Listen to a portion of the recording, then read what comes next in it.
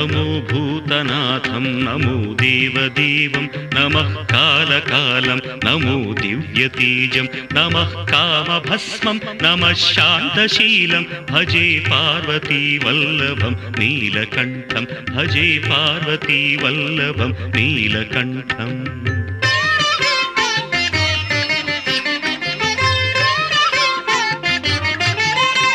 सदा तीर्थसिद्धं सदा भक्तरक्षं सदा शैव पूज्यं सदा शुद्धभस्मं सदा ध्यानयुक्तं सदा ज्ञानतल्पं भजे पार्वतीवल्लभं नीलकण्ठं भजे पार्वतीवल्लभं नीलकण्ठम्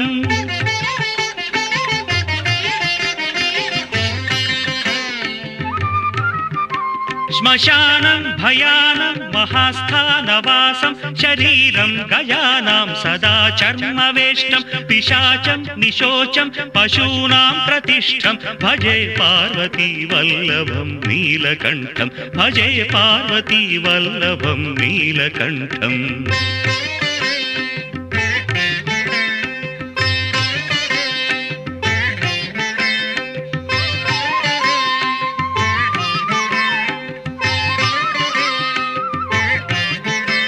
फणीनागकण्ठे भुजङ्गाद्यनेकं कडेरुण्डमालं महावीरशूरं कटिव्याघ्रचर्मं चिताभास्मलेपं भजे पार्वतीवल्लभं नीलकण्ठं भजे पार्वतीवल्लभं नीलकण्ठम्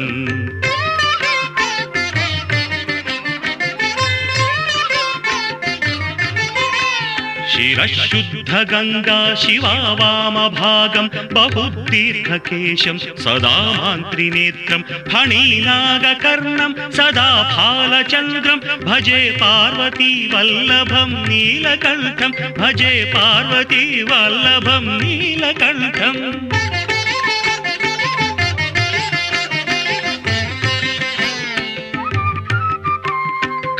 शूलधारं महाकष्टनाशं सुरेशं वरेशं महेशं जनेशं धने चारुधीशं ध्वजेशं गिरीशं भजे पार्वतीवल्लभं नीलकण्ठं भजे पार्वतीवल्लभं नीलकण्ठम्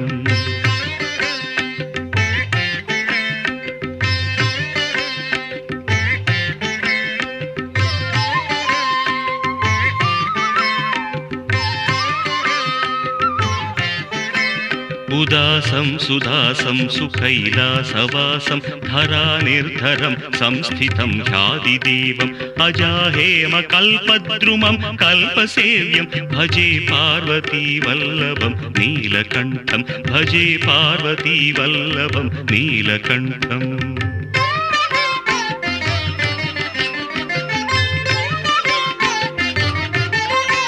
मुनीनां वरेण्यं गुणं रूपवर्णं द्विजासं पठन्तं शिवं वेदशास्त्रम् अहो दीनवत्सं कृपालं शिवं हि भजे पार्वतीवल्लभं नीलकण्ठं भजे पार्वतीवल्लभं नीलकण्ठम्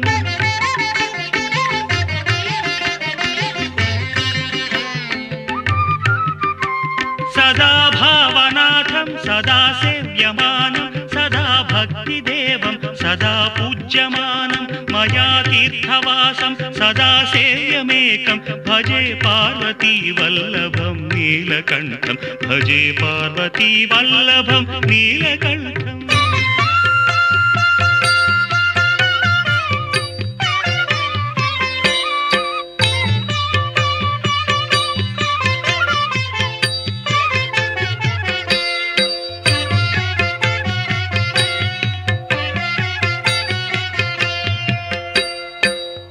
विश्वेश्वराय नरकान्तकतारणाय कर्णामृताय शशिशेखरधारणाय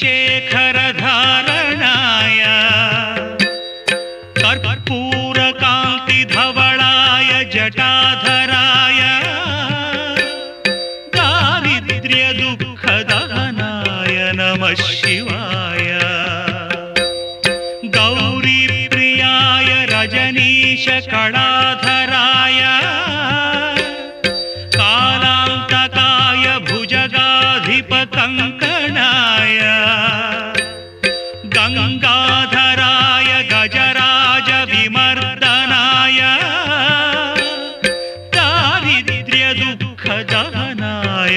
నమః శివాయ.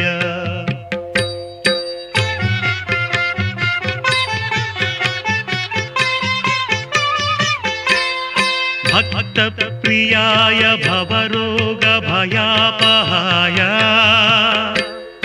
ఉగ్రాయ దుఃఖభవసాగరతారణాయ జ్యోతిర్మయాయ గుణనామ సునృత్యకాయ దారిద్ర్యదుఃఖదహనాయ నమః శివాయ.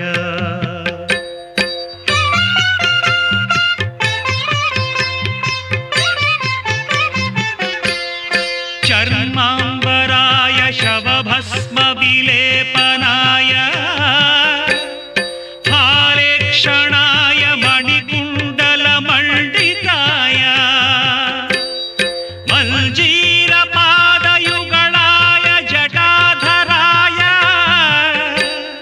దారిద్ర్య దుఃఖదహనాయ నమః శివాయ.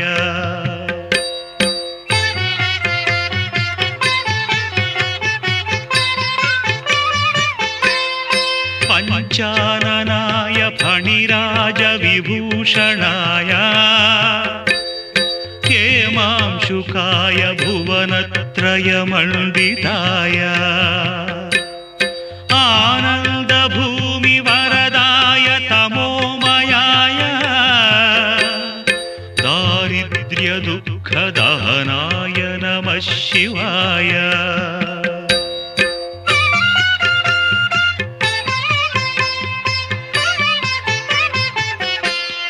భానుప్రియాయ భవసాగరతారణాయ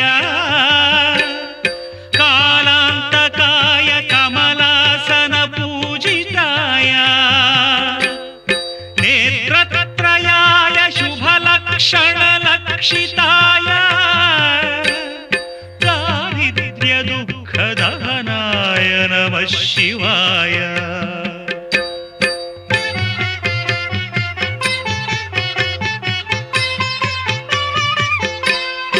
రామప్రియాయ రఘునాథ వరప్రదాయ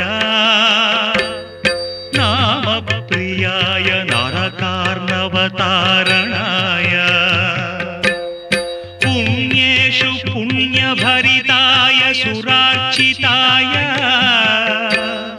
దారిద్ర్య దుఃఖదహనాయ నమః శివాయ.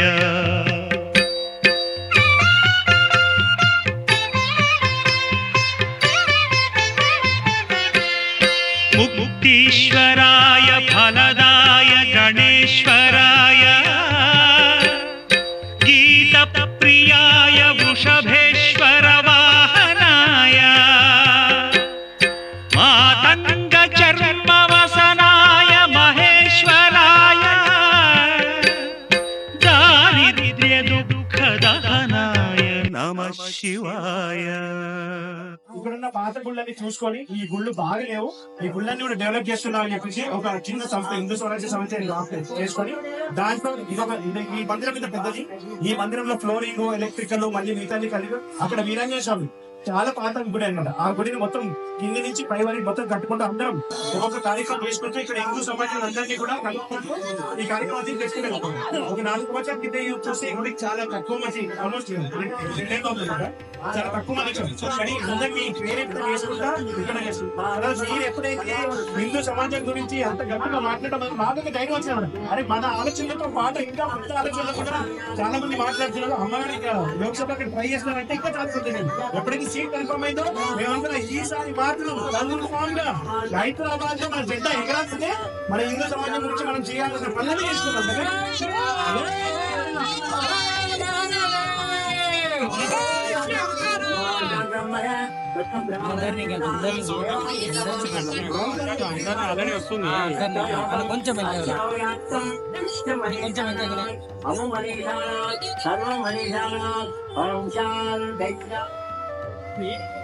नमस्ते अस्तु भगवन् विश्वेश्वराय मखादेवाय त्र्यम्बकाय त्रिपुरान्तकाय त्रिकाग्निकालाय कालाग्निरुद्राय नीलकण्ठाय मृत्युञ्जयाय ब्रह्मेश्वराय सदाशिवाय श्रीमन्महादेवाय नमः।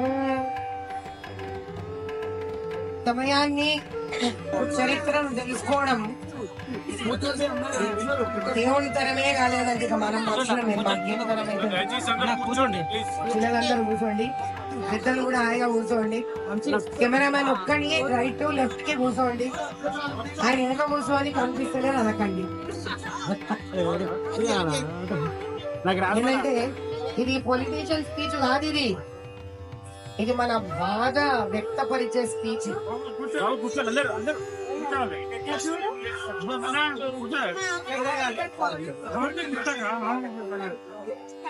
మనకు తెలంగాణలో మొత్తము 17 అంటే 17 లోక్సభ కాన్సో.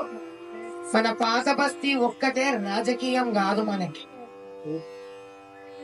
ఇది ఊపిరి తీసుకొని ఒక హైందవ ఊపిరి తీసుకోవాలి, మనం హైందవ ఊపిరి వదలాలి అని కోరుకుంటున్న ఒక అధికారం. అంటే మనిషి ఊపిరి తీసుకునేది మంచి అధికారం కదా. అట్లా బాబు మేము హైందవులం, ఇన్నేళ్ళు పట్టే మనకి. భగవాన్ క్యా దేర్ హే అందేర్ నహీ. అందుకే దేవుడు కూడా ఏం చేస్తాడంటే విచిత్రాలు చేస్తుంటాడు ఆయన. ఆడ మనిషి ఏం చేస్తుంది అనుకుని తనకు తాను వీరుడు అనుకుంటున్న ఒక కొమ్ములొచ్చిన వ్యక్తికి, ఎవరైతే తన మతంలోని స్త్రీలనే వ్యాపారంగా వాడే పురుషుడికి హైందవ ధర్మ సంస్థాపనకు శక్తిని పంపిస్తున్నానని పంపించింది ఆ అమ్మవారు మనకి.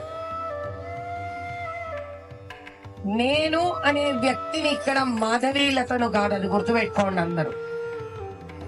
మనలో ప్రతి ఒక్కళ్ళు మాధవీలతనే. మీరందరూ ఎంపీలే ఇక్కడ, మీరందరూ మాధవీలతనే. ఇది మనకు రాజకీయం కాదు, ఇది ధర్మయుద్ధం మనకి. కాబట్టి మనమందరం ఈసారి ఒక మనిషిగా రాడు, ఒక స్త్రీ లాగా రాదు. బాగా గుర్తుపెట్టుకోండి, మహిషాసురుని చంపింది కూడా మనం అమ్మవారు అంటాం, కానీ అమ్మవారికి ముందు రూపము మెత్తగుండే పార్వతీదేవి. దసరా పండుగ తెలుసా మనకి? కొత్త బట్టలు కొనుక్కుంటారా? కొనుక్కోపోతే సార్ కొనిపించుకోండి, పండుగ తెలిసిపోతుంది. ఆ దసరా పండుగలలో నవరాత్రులకు ఏ అమ్మవారైతే నరికింది అంటామో, ఆ అమ్మవారి ముందు ఒక శాంతంగా ఉండే పార్వతీదేవి. అటువంటి పార్వతీదేవిలో పురుష శక్తి కలుస్తుంది. అంటే దాని అర్థమైంది, స్త్రీలందరూ కలిసి ఒక శక్తి అయితే ఆ స్త్రీలకు అన్నదమ్ములందరూ కూడా కలిసిపోతారు.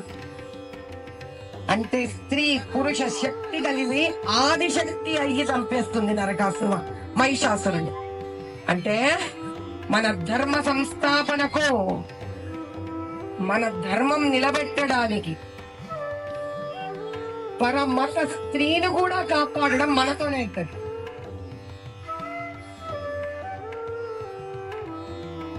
మనమందరం గుర్తుపెట్టుకోవాల్సింది, భూమి మీద ధర్మాన్ని ధర్మబద్ధంగా నిలబెట్టగలిగింది హైందవ ధర్మం మాత్రమే. వేరే ధర్మానికి ఇంత ఎత్తు ఎదిగేది తెలియదు, చితగా. ఎవరైతే వాళ్ళ మతంలోని స్త్రీలను మళ్ళీ మళ్ళీ మళ్ళీ మళ్ళీ పెళ్లిళ్ళు చేయిస్తారో, స్త్రీకి మర్యాద ఇవ్వరో, ఆ స్త్రీ ఏడుపు గోడుగాలు ఆ శాపం తగలడానికి. అటువంటి వ్యక్తి ఎప్పుడైతే మన హైందవ ధర్మం వైపు 40 ఏళ్లుగా అడ్డమొస్తూనే ఉన్న సహనంతో భరించుకున్నాం, ఇంకా భరించుకోనేది లేదు. వాళ్ళలాగా మనం అరిచి అరిచి అరిచి అరవక్కర్లే, చిన్నగా చిరునవ్వుతోట రామబాణం మనకి 2 ముక్కల కింద చేయడానికి. అది హైందవ ధర్మంకున్న శక్తి, గొప్పతనం. మనమెవరో చూపిద్దాం.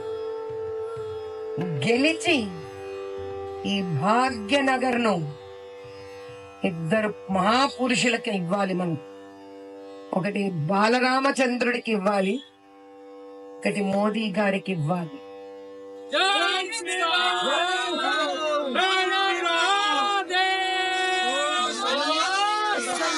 ఏవైతే రాజకీయాల్ని మనము చుట్లు పైరవీలు చేస్తే గాని సీట్లు దొరకవు అంటాము, అటువంటి రాజకీయంలో ఉత్తమోత్తమ పురుషుడై మోదీ గారు మన పెద్దన్న మనందరి ధర్మ సంరక్షణ కోసం నిర్మలంగా స్త్రీ శక్తిని దింపినాడు ఆయన. ఈసారి స్త్రీలు బయటికి వస్తాం, వరదలా వస్తాం, తుఫానై వస్తాం, సునామీ అయి వస్తాం. మా వెనక మా అన్నదమ్ములు ఉన్నారు. అది హైందవ ధర్మానికి ఉన్న శక్తి. ఎవరికి ఎప్పుడు ఎట్లా అపజయం రాసి ఉంటుందో నిర్ణయించేదే ఆ పరమేశ్వరి పరబ్రహ్మ స్వరూపం. రాముడు రాజ్య స్థాపన చేశాడు, ప్రాణ ప్రతిష్టాపన చేసుకున్నాడు, ధర్మ రాజ్య స్థాపన జరుగుతోంది. ఇంకా అధర్మ పాలకులను ఇక్కడ ఉండనీయం, తడి పారు చేసి చూపిస్తాం వాళ్ళని ఒక్కొక్కడని. జయ బోలో సియా రామచంద్ర భగవానికి. ఈసారి మనం ఎందుకు దీన్ని చెయ్యాలంటే వీళ్ళ కోసం చెయ్యాలి. వీళ్లకు సువర్ణ భాగ్య నగరాన్ని తిరిగిచ్చే దాయిత్వం మనందరికీ ఉంది. ఇది మన బాధ్యత, ఇది వీళ్ళ హక్కు. ఇలా హాయిగా ఆనందంగా ధర్మ సంస్థాపన సనాతన ధర్మ వేషాలలో మన ఇంటి ఆడపిల్లలు మగపిల్లలు అట్లా మస్తు స్వేచ్ఛగా నడుచుకుంటూ పోవాలి. మళ్ళీ ఆ పాత భారతదేశం తిరిగి రావాలి, ఆ సువర్ణ భారతదేశం తిరిగి రావాలి. రావాలంటే మనమందరం ఒక్క శక్తి అయిపోవాలి. వరదలాగా వెళదాం. ఎవరు నిద్రపోతున్నారో లేపుదాం. నిద్ర లేపి మేల్కొని ఈసారి కాషాయ జెండాన్ని చార్మినార్ దగ్గర వేసి చూపిద్దాం, ఎగిరించి చూపిద్దాం.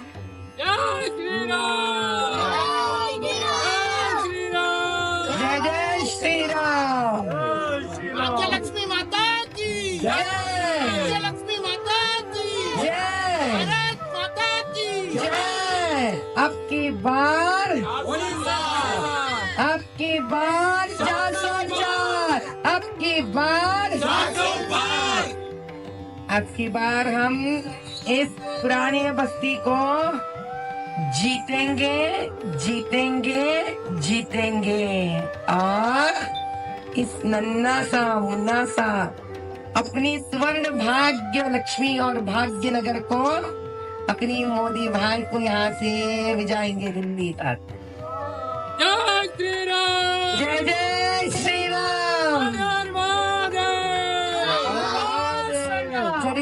చరిత్రలోనే మొట్టమొదటిసారి ఆడుతూ పాడుతూ ఆనందంగా ఎగురుకుంటూ వెళ్లి ఓట్లేసుకుంటూ గెలిచిపోతాం. జయ బోలో శంకర భగవానికి.